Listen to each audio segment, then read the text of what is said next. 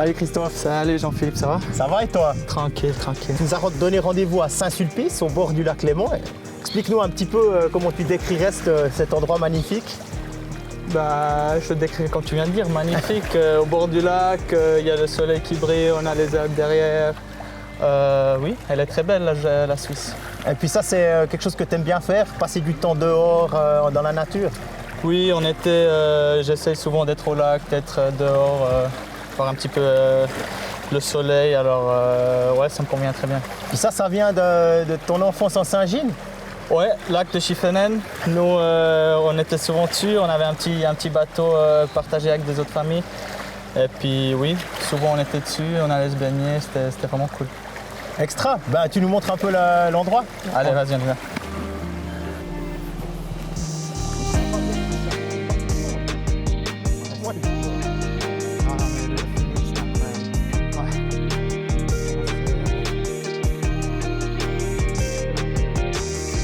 Bon Christophe, là maintenant on est au bord du lac Léman. En Suisse, tu es de retour en Suisse depuis pas si longtemps que ça. Hein. Qu'est-ce que tu as gardé de ton aventure américaine? Plein de trucs en fait. C'était une école pour moi personnellement aussi. J'ai grandi personnellement, j'ai grandi comme hockeyeur. Je pense qu'il y a beaucoup de trucs que j'ai pris avec. J'étais loin de ma famille pendant quand même beaucoup de temps. Et puis, ouais, c'était une expérience incroyable que personne ne pourra me prendre. Et puis, ouais, je suis quand même content d'être ici en Suisse. Ouais. Ça, il n'y avait pas aux États-Unis, tu vois. Ouais, alors c'est clair, Binghamton, Des Moines, puis au Minnesota, c'est un petit peu différent. Beaucoup différent. Non, j'ai vraiment appris à apprécier la Suisse aussi, à vraiment voir que la Suisse était vraiment belle quand j'étais aux États-Unis. Alors, non, je suis content d'être là. Il n'y a pas de regret? Pas du tout. Je refais exactement la même chose. Comme j'ai dit, c'est une école de vie aussi que j'ai fait. J'ai appris beaucoup de trucs personnellement. Et puis franchement, non, je referai exactement la même chose. Tu redonnerais ce puck sur ton premier assist parce que tu l'as pas celui-là? Le premier assist en NHL, tu n'as pas pu prendre le puck? J'ai pas pu prendre le puck parce que le gars qui a marqué le goal, c'est son premier goal aussi. Et puis, c'est clair que lui va recevoir le puck. Non, mais j'ai gardé la canne. Ah, j'ai gardé ma canne, ouais. Elle est à gain. Je vais la mettre au mur un jour, dans la maison ou dans un appartement où je serai. Il y a encore une personne qui voulait te dire un petit quelque chose. Salut Berthier. Je voulais te poser une petite question. Et puis, est-ce que tu peux nous expliquer vite en 2-3 mots, quand tu es revenu de ton aventure des États-Unis, pourquoi tu as choisi Lausanne et puis tu n'es pas allé à Berne ou bien à Fribourg? Merci, à bientôt. Ah, le Kevin. Kevin fait, hein? Ouais. Ouais, la réponse, elle est simple en fait. J'avais des propositions aussi des autres clubs. À la fin, c'était entre Fribourg et puis Lausanne. Et puis, j'ai dû décider ce que je voulais le plus, ce qui m'excitait le plus. Et puis, comme Bjarne Alsten à l'époque, où il y a 3 ans, m'a dit le plan qu'ils ont fait avec la nouvelle patinoire, avec les nouveaux coachs qu'il y avait, Ville et puis les 2 assistants. Le plan comme ça, il me plaisait tellement que j'ai vraiment pas pu dire non. Même ton cœur de fribourgeois, tu cherchais plutôt une stabilité dans la carrière et à Fribourg, c'était pas aussi stable, aussi net que ce que Lausanne pouvait présenter? Je voulais juste avoir du succès aussi comme joueur, parce que c'est pour ça que je joue du hockey. Je veux gagner, c'est clair. Et puis je me voyais gagner plus à Lausanne qu'à Fribourg. Ouais. En ce moment-là. Et puis à Berne, ça n'a jamais été une possibilité? J'ai pensé vite, mais après je me suis dit non, si tu reviens, ça serait quand même cool de faire une nouvelle expérience, de voir quelque chose d'autre en Suisse, de voir un autre club. Et puis ouais, comme ça la décision a été faite. Toi, tu es quelqu'un qui prend des décisions en réfléchissant longtemps pour ne pas avoir de regrets? Ou bien comment tu fonctionnes quand tu dois prendre des décisions vraiment importantes? Ouais, j'aime quand même me donner du temps un petit peu. Mais après, si tu es en négociation, il y a quand même tout qui doit aller assez rapide. Mais non, je regrette rien du tout. Je suis vraiment bien à Lausanne. Je me réjouis sur ces 2 prochaines années qui vont venir encore, que j'ai un contrat. Et puis, je vais m'y donner à fond. Et puis, franchement, je suis très à l'aise ici. Bah, on continue un petit bout alors. Vas-y.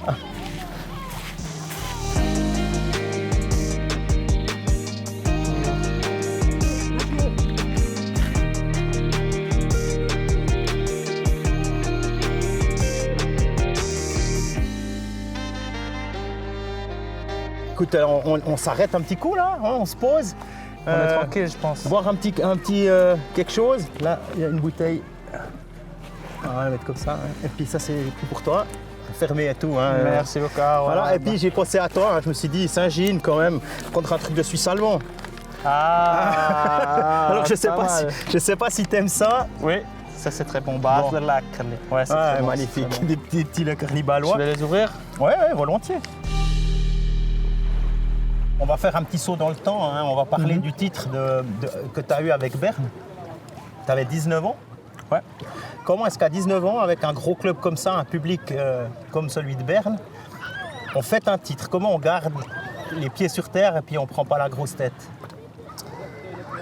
Bonne question. Non, je pense avec toute ma famille, tout mon entourage, aussi le club qui a géré tout bien et puis qui a vraiment... Genre on était beaucoup de jeunes qui... Depuis cette année, que toutes les années qui sont montées, et puis je pense que tout le monde, genre un Sami Kreis, un Marco Müller, que j'ai joué en junior, il y a tout le monde qui est resté sur terre. Et puis je pense que le club il a fait un très bon job à ça aussi. Après, oui, avec ma famille, je pense que je suis grandi comme ça, quoi. Je vais pas me changer dès que j'aurai un petit peu de succès. Oui, c'est clair, d'avoir gagné une championnat, c'est un truc énorme. Ça, je ne vais plus jamais l'oublier, mais à la base, je vais rester Christophe Bertschi. Puis ça vient de ta famille, de la façon dont tu as été élevé? Oui, quand même. J'étais élevé, modeste, comme personne. Aussi, on a fait plein de trucs, on avait beaucoup de potes de famille, genre on était tout le temps ensemble. Alors je pense que ouais, je dirais que je suis une personne assez simple, je suis pas compliqué. Puis comme ça, je me suis bien battu comme ça jusqu'à maintenant. Alors je vais continuer à être comme je suis. Je pense que c'est une bonne chose. Avec Berne, il y a eu ce titre. Ensuite, continuer à jouer avec la première équipe jusqu'à porter le A d'assistant. Hein, pendant un bout de saison en tout cas. Puis après, c'est les États-Unis. Ouais. Hein, et comment on passe du Mouret ou de Gain en passant par Berne jusqu'à Binghamton ou Des Moines, par exemple? Ouais, ça c'est un grand chemin à faire quand même. Mais non,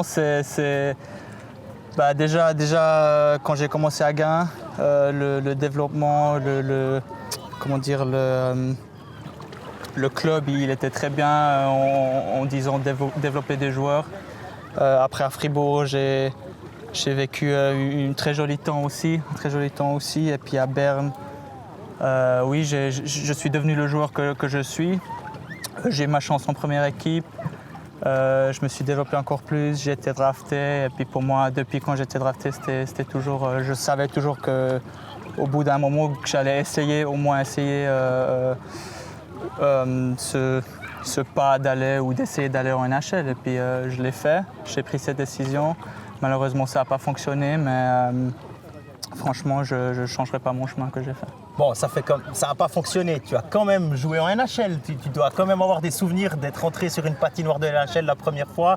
C'est pas quelque chose que tu oublies, je pense. Non, bien sûr que pas. Bien sûr que j'ai joué, mais le but, ça aurait quand même été de rester toute ma carrière. Mais oui, après, il y a toujours des trucs qui vont pas. Et puis je pense que la Suisse, la Ligue suisse, elle a développé tellement ces dernières années, alors que c'est pas du tout un mauvais de jouer ici. Je dirais plutôt que c'est très bien, vu que la Suisse, comme elle est belle aussi, d'être proche de la famille, d'être proche des potes.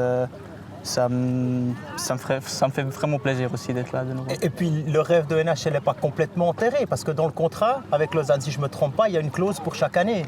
Il y a une clause pour chaque année, ouais, c'est vrai. Ah, donc c'est pas encore complètement fini. Pas du tout, non. Si j'aurais la chance de recevoir un contrat de one-way, je pense que je l'attenterai quand même. Et pourtant, là-bas, tu n'as pas vécu des choses toujours très faciles. Hein. On considère les joueurs un petit peu différemment que ce qu'on les considère en Suisse. C'est du jour au lendemain, c'est ciao. Hein. Ouais, c'est ça. Ou si tu es en HL, le jour à l'autre ou d'une heure à l'autre, on t'appelle et puis on te dit que tu montes. Et puis aussi l'inverse, si tu es en haut un jour de l'autre ou une heure à l'autre, on te dit on est désolé, mais pour l'instant tu vas retourner en HL. Et j'ai retrouvé une anecdote en préparant l'entretien où tu disais j'étais déjà sur la glace pour m'entraîner, on m'a demandé d'aller dans le bureau des coachs. Et puis 5 heures après, j'étais dans l'avion. Tu peux nous expliquer un peu ça? Ouais, c'était ma dernière année aux États-Unis, genre ma 3e année de contrat. J'étais à Des Moines, en HL, le club HL de Minnesota. Et puis c'était un jour normal, on préparait pour aller sur la glace. J'allais sur la glace un petit peu plus tôt pour faire des shoots. Et puis du coup, il y a le coach qui vient sur le banc, il m'appelle, il appelle aussi un autre gars. Et puis il dit il venait dans le bureau. Je savais rien du tout, alors je me suis dit je sais pas. Il nous a dit dans le bureau vous êtes tradé, vous allez aller à Binghamton. Et puis vous n'avez plus le droit d'être sur la glace avec l'équipe. Et puis alors, c'était assez bizarre, je me suis déshabillé. Je suis quand même allé dans la salle de force encore un petit peu, faire quelque chose, mais oui, c'était le truc. 30 minutes plus tard, le GM de Binghamton, il m'appelle et puis il dit on a un avion je crois que c'était à 4 ou à 5 heures de l'après-midi. Prends tout ce que tu peux et puis prends l'avion. Rejoins-nous. Donc Binghamton, c'est les Devils, hein? Exactement, ouais. New Jersey Devils. Donc on retourne sur la côte est. Ouais. Et puis ce genre on va dire de comportement, de façon de faire, c'est quelque chose qui t'a dérangé? Comment tu gères ces moments un peu difficiles? Genre cette situation-là, tu dis? Pas forcément celle-là, mais il y a souvent des moments difficiles dans la vie d'un hockeyeur, comme par exemple quand on n'arrive pas à gagner à la maison pendant longtemps, je dis ça. Oui, au hasard. Ouais. Il faut toujours se rappeler de les forces qui t'ont fait le joueur où que tu étais.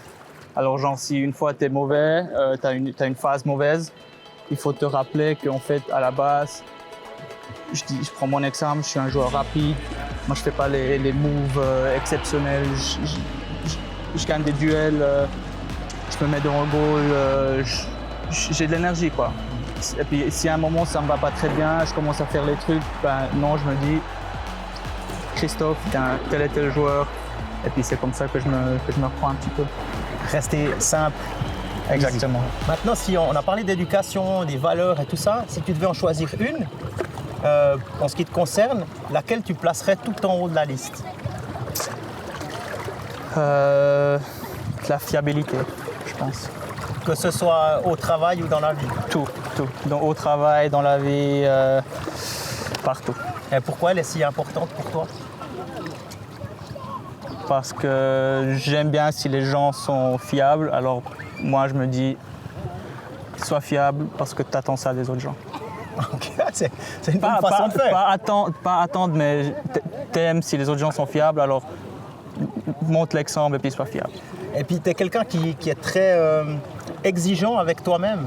C'est quoi exigeant? Exigeant, c'est que tu dis, moi je veux atteindre des buts très hauts, et je me mets des objectifs compliqués, difficiles. Avec la NHL, c'était un début. C'est pas encore tout à fait enterré, mais oui, je dirais quand même que comme je dis, je vais avoir du succès.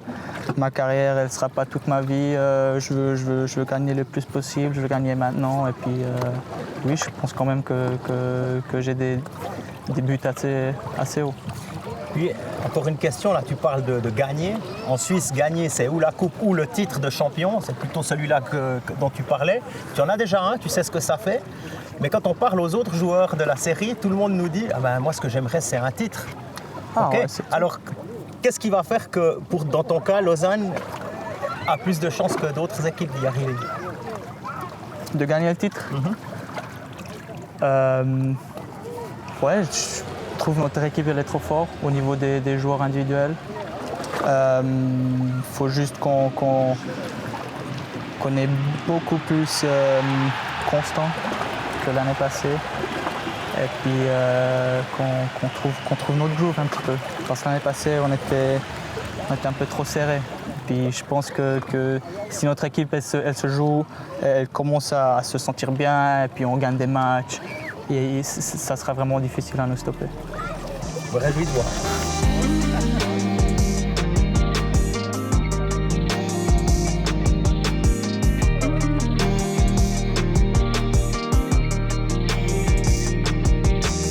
Le bon chaud, hein? Ouais, il fait très beau là. Il paraît que tu es un cuisinier. Oui, j'adore cuisiner, j'adore faire la bouffe, vu que j'adore manger, c'est cohérent. Mais non, j'ai trouvé ça un petit peu quand j'ai déménagé de la maison de mes parents, en colocation avec un Sami Kreis qui joue à Bienne. On était à Berne là.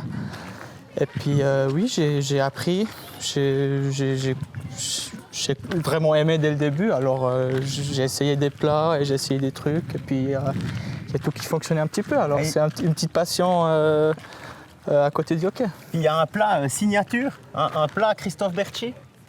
Ouais, j'ai un risotto de tomates qui, à mon avis, est très bon. Ça, ouais, tout le monde qui devra faire leur alliage. Bon, ben magnifique, on arrive au bout de cette balade. Christophe, merci en tout cas de nous avoir fait découvrir ce coin. J'espère que tu as aussi eu du plaisir. Oui, merci d'être venu. C'était un plaisir de vous montrer où j'habite maintenant. Et puis je pense qu'on se verra bientôt à la patinoire. Ouais, je me réjouis. Allez, Ciao, à la prochaine.